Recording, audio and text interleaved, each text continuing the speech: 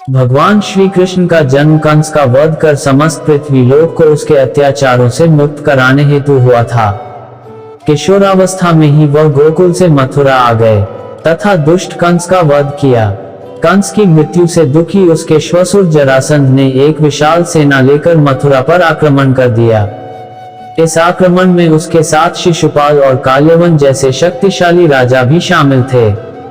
जल्दी ही सेना मथुरा जा पहुंची और मथुरा की राजसभा में कृष्ण तथा बलराम को सेना को सौंपने का संदेश भेजा गया। इस युद्ध को टालने तथा मथुरा के निर्दोष नागरिकों को बचाने के लिए कृष्ण ने रातों रात वहां से सैकड़ों किलोमीटर दूर समुद्र में एक नई नगरी द्वारिका का निर्माण करवाया। अपनी माया से उन्होंने समस्त नागरिकों, उनके पशुओं तथा संपत्ति को नींद में ही नई नगरी में पहुंचा दिया। अगले दिन सूर्योदय के समय कृष्ण तथा बलराम जरासंध की सेना के सामने जा पहुंचे और उसे लड़ने के लिए चुनौती दी। जैसे ही जरासंध और दूसरे राजाओं ने कृष्ण को मारने के लिए शस्त्र उठाए, दोनों भाई भागने लगे। उन भाइयों के पीछे जरासंध तथा काल्यवन जैसे राजा भी भागने लगे। कुछ ही देर में दोनों भाई बहुत आगे निकल गए और उनके पीछे केवल मात्र काल्यवन रह गया।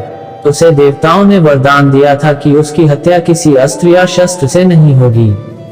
ऐसे में वह निर्भीक था और लगातार कृष्ण का पीछा करते करते एक गुफा में जा पहुंचा।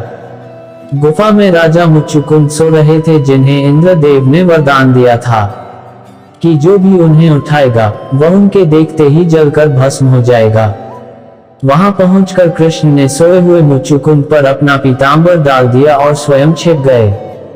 काल्यवन भी वहां जा पहुंचा और सोए हुए राजा मुचुकुंद पर पीतांबर देख उन्हें ही कृष्ण समझ बैठा। उसने मुचुकुंद को उठाने के लिए लात मारी, जिसके कारण उनकी निद्रा खुल गई और उनके देखते ही काल्यवन वहीं पर जलकर भस्म हो गया।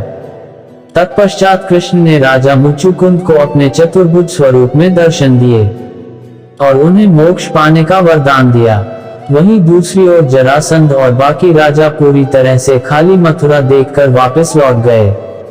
कृष्ण चाहते तो स्वयं भी काल्यवन और अन्य अधर्मी राजाओं का वध कर सकते थे, परंतु देवताओं के दिए वरदान का मान रखने के लिए ही उन्होंने काल्यवन को राजा मुचुकुंद के हाथों मरवाया। इसी तरह बाद में जरासंध का वध पांडु पुत्र भीम के हाथों करवाकर भूधरा का भार कम किया। इस कहानी के बाद कृष्ण के नाम के साथ हमेशा के लिए रणछोड़ जोड़ दिया। कृष्ण की इस कहानी से सीख मिलती है कि अनावश्यक ताकत का प्रदर्शन नहीं कर बुद्धिबल से काम लेना चाहिए।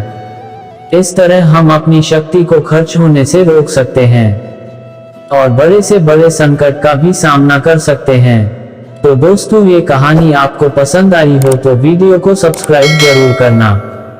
जय श्री कृष्णा दोस्तों।